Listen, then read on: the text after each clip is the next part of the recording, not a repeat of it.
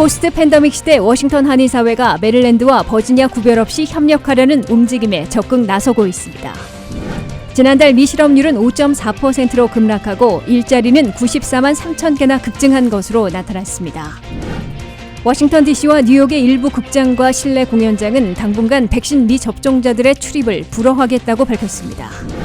5년간 1조 달러를 투입하는 인프라 투자 법안이 연방 상원에서 주말에 가결될 것으로 확실시되고 있습니다. 바이든 행정부가 대학 학자 융자금의 상환 유예를 내년 1월 말까지 추가 연장했습니다. 시청자 여러분 안녕하십니까? 워싱턴 뉴스 투데이입니다. 포스트 팬데믹에 맞춰 정상을 되찾고 있는 워싱턴 한인사회의 사업과 행사 등을 성공시키기 위해 메릴랜드와 버지니아 구별 없이 한인 지도자들이 손잡고 협력하려는 움직임에 본격 나섰습니다. 메릴랜드 영부인 유미 호건 여사가 버지니아에 있는 코리안 커뮤니티 센터를 처음으로 방문해 격려금을 전달하고 코러스 축제의 성공적인 개최를 돕기로 약속했으며 황원균 이사와 스티브 리 회장도 메릴랜드 코리아타운 건설의 기부와 함께 적극 지원키로 다짐했습니다. 조현우 기자가 취재했습니다. 버지니아에서 문을 연 코리안 커뮤니티 센터에 메릴랜드주 퍼스트 레이디인 유미 호건 여사가 처음으로 직접 방문해 포스트 팬데믹에 펼쳐질 워싱턴 한인들을 위한 공동 협력에 앞장섰습니다. 유미 호건 여사는 워싱턴 한인 사회의 수급 사업으로 세워진 코리안 커뮤니티 센터에 문을 열자마자 달려오고 싶었지만 여의치 못했는데 이제라도 방문해 둘러보니 한인 사회의 여러 행사들을 가질 수 있게 돼 기쁘고 자랑스럽게 생각한다고 소감을 밝혔습니다. 정말 여기 우리 동포들, 교포들이 힘을 합쳐서 우리 코리안 커뮤니티가 처음으로 세워줬잖아요. 그래서 너무 뜻깊고 너무 넓고 장소도 좋고 또 위치가 너무 좋네요. 왜냐면 조금만 가면 워싱턴 DC요. 뭐 이렇게 저렇게 너무 좋은 것 같아. 유미 호건 여사는 교통이 좋은 위치에 넓게 꾸며진 여러 시설들에서 한인 사회들의 행사들은 물론 교육까지 시키게 될 수 있게 돼 긍지를 느낀다며 미주 한인들을 위한 상징적인 시설이 될 것으로 기대했습니다. 유미 호건 여사는 코리안 커뮤니티 센터 황원균 이사의 안내로 주요 시설들을 둘러본 후 메릴랜드나 버지니아가 아닌 워싱턴 메트로폴리탄, 나아가 미주 한인들로서 손잡고 한인들을 위한 사업이나 행사가 성공하도록 두 손을 맞잡고 협력하겠다고 약속하는 모습을 보였습니다. 유미 호건 여사는 개인적으로 코리안 커뮤니티 센터에 소정의 격려금을 건넸으며 황원균 이사도 개인적으로 메릴랜드 엘리코시티에 세워질 코리안타운 조형물 건립에 써달라고 소정의 기부금을 냈습니다. 황원균 이사는 코리안 커뮤니티 센터는 원래 워싱턴 한인 전체를 위한 곳이라며 메릴랜드 퍼스트 레이디인 유미 호건 여사 같은 한인 지도자들이 많이 방문해 한인 사업과 행사가 더 빛을 발할 것으로 기대한다고 밝혔습니다. 이러한 우리 코리안 아메리칸들이 정치계나 그런 경제계나 뭐 이렇게 문화계나 이런 모든 면에서 높으신 분들, 지금 이렇게 위에서 계신 분들이 밑에 사는 사람들을 많이 끌어주심으로써 우리 코리안 아메리칸들이 보다 향후에 더 발전되지 않을까. 유미 호건 여사는 또 9월 말에 개최 예정인 코러스 축제를 준비하고 있는 스티브 리 워싱턴 지구 한인연합 회장도 만나 코러스 축제의 성공적인 개최를 위해 전폭적인 지지와 지원을 약속했습니다. 스티브 리 워싱턴 지구 한인연합 회장은 올해 추석에 맞춰 개최되는 코러스 축제는 처음으로 버지니아의 타이슨스와 메릴랜드의 웨스트필드에서 연이어 개최되고 모든 인종들이 참여하고 즐기는 다문화 축제로 펼쳐질 것이기에 유미 호건 여사와 같은 지도자들의 성원이 필요하다고 강조했습니다. 저희 코러스 행사가 아시다시피 이번에 버지니아, 메릴랜드 양쪽에 합니다. 처음으로 한인 사회 행사만이 아닌 다민족 사회를 다 초청하는 행사이기 때문에 페스티벌이다 보니까 한국 음식들이 나와야 돼요. 꼭 좀 소개해 주셔서 한국 음식을, 한국 문화를 소개할 수 있게 좀 많이 도와주십시오. 워싱턴 지역 한인 축제와 행사, 프로그램들이 올 하반기에는 속속 개최될 것으로 준비되고 있고 어느 때보다 한인들이 두 손을 맞잡고 나서 새로운 한인 사회 협력의 장을 열 것으로 기대되고 있습니다. WKTV 뉴스 조현우입니다. 미국의 7월 실업률이 5.4%로 급락하고 일자리는 94만 3천 개나 급증해 팬데믹 이래 최고의 고용 열풍을 몰아친 것으로 나타났습니다.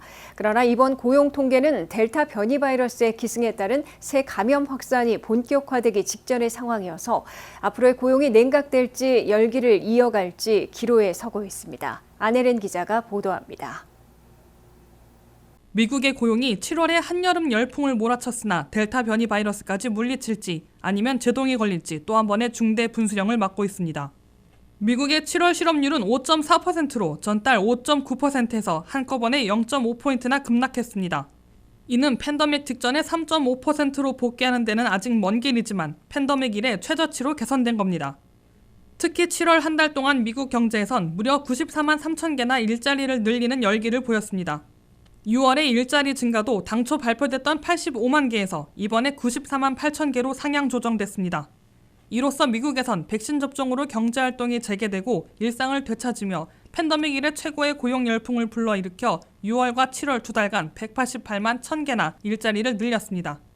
7월의 업종별 고용 상황을 보면 생산 분야에서 제조업이 2만 7천 명, 건축업이 1만 1,000명, 광업이 7천 명씩 늘려 모두 호조를 보였습니다.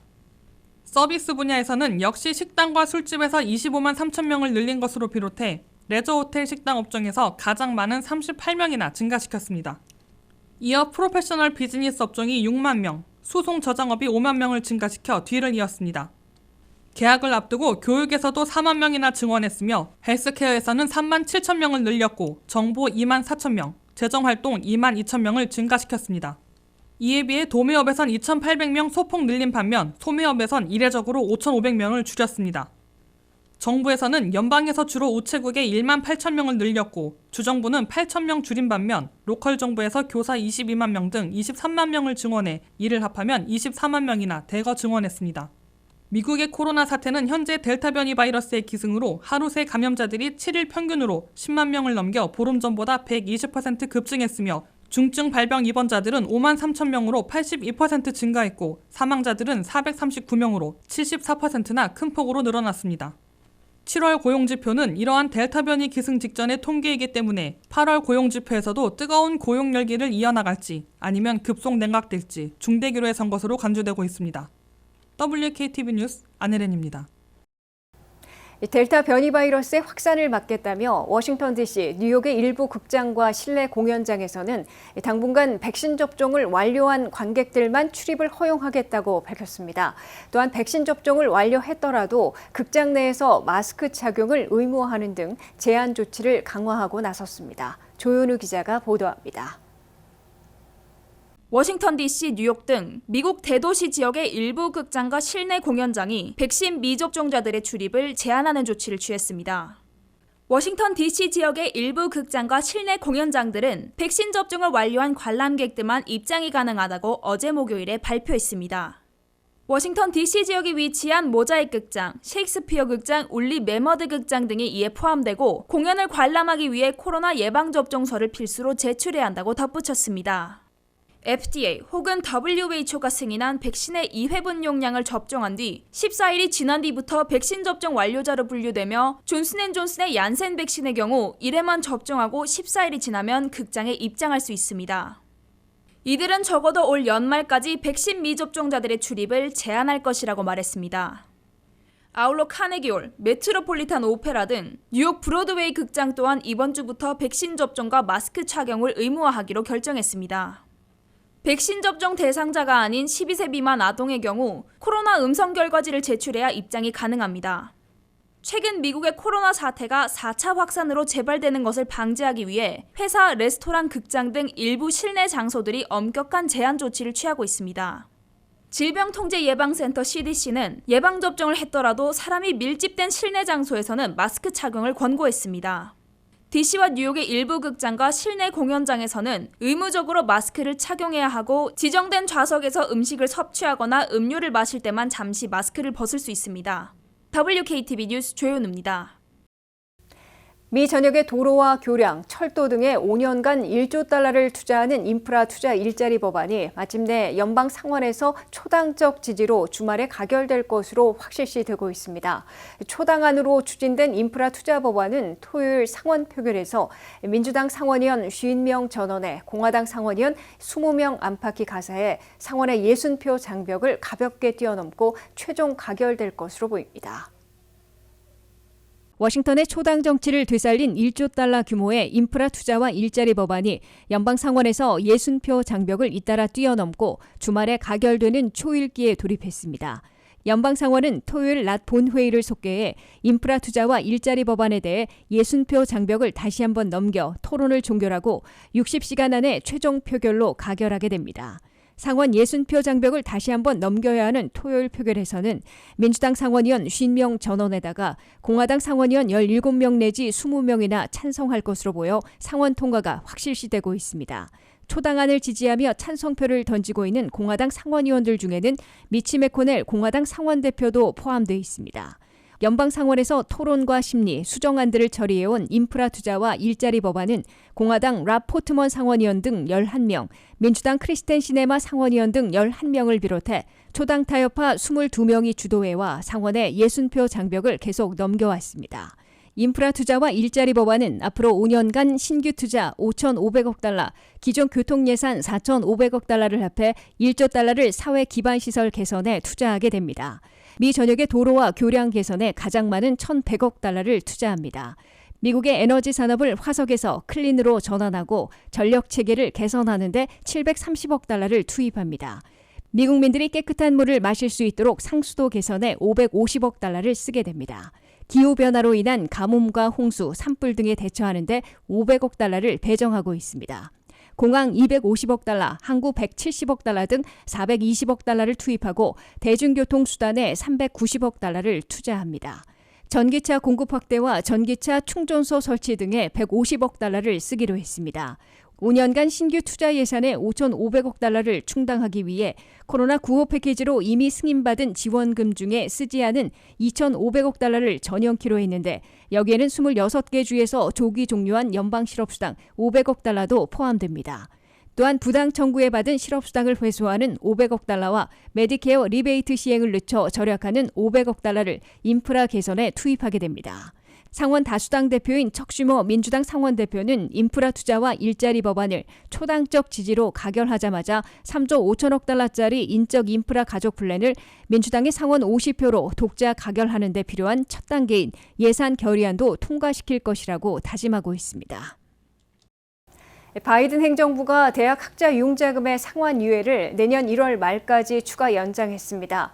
그러나 5만 달러를 탕감하는 방안은 아직 결정하지 않고 있습니다. 김지수 기자가 보도합니다. 미국민 4,300만 명이 1조 7천억 달러나 빚지고 있는 학자 융자금 문제를 어떻게 해결할지 조 바이든 대통령을 비롯한 민주당 최고 지도부가 결단을 내려야 하는 시기를 맞고 있습니다. 바이든 행정부는 우선 9월 말로 끝나는 학자 융자금 상환 유예를 내년 1월 말로 추가 연장하는 조치를 취하고 이번 연장이 마지막이라는 점을 분명히 했습니다. 바이든 대통령은 내년 1월 말까지 연장하라고 권고한 연방교육부와 내년 3월 말까지 연장할 것을 촉구한 민주당 지도부의 입장 가운데 교육부의 권고를 선택한 겁니다. 이에 따라 학자 융자금에 대해 이자 부과를 동결하고 매월 상환을 유예하는 조치는 9월 30일자로 만료되려다가 내년 1월 31일로 4개월 더 연장됐습니다. 연장 조치가 없으면 1조 7천억 달러나 학자 융자금 빚을 지고 있는 4,300만 명 가운데 상당수는 10월 1일부터 매달 상환을 재개해야 하는 시기에 직면했는데 시간을 더 벌게 됐습니다. 하지만 민주당 지도부가 촉구하고 있는 학자 융자금 5만 달러 탕감에 대해서는 바이든 대통령이 아직도 결단을 내리지 못하고 있는 것으로 보입니다. 학자 융자금 탕감 규모를 놓고 민주당 지도부는 수일 전에도 5만 달러를 거듭 촉구했으나 1만 달러를 제시해온 바이든 백악관은 이번에도 분명한 입장을 내놓지 않고 있습니다. 바이든 대통령은 연방교육부에게 민주당 최고 지도부가 촉구해온 5만 달러 탕감이 대통령 권한으로 가능한지를 탐색해보도록 지시했으나 아직 어떠한 결론을 내렸는지는 언급하지 않고 있는 상황입니다. 대통령의 당초 원안대로 1인당 1만 달러를 탕감해주면 4,290억 달러를 없애줘 전체 3분의 1인 1,500만 명은 전액, 나머지 3분의 2도 획기적으로 학자 융자금 빚 부담을 줄여주게 됩니다. 민주당 최고 지도부의 촉구대로 5만 달러를 탕감해주면 6,500억 달러를 없애주며 전체 95%나 전액 탕감해줘 학자 융자금 빚에서 해방시켜주게 됩니다. WKTV 뉴스 김지수입니다.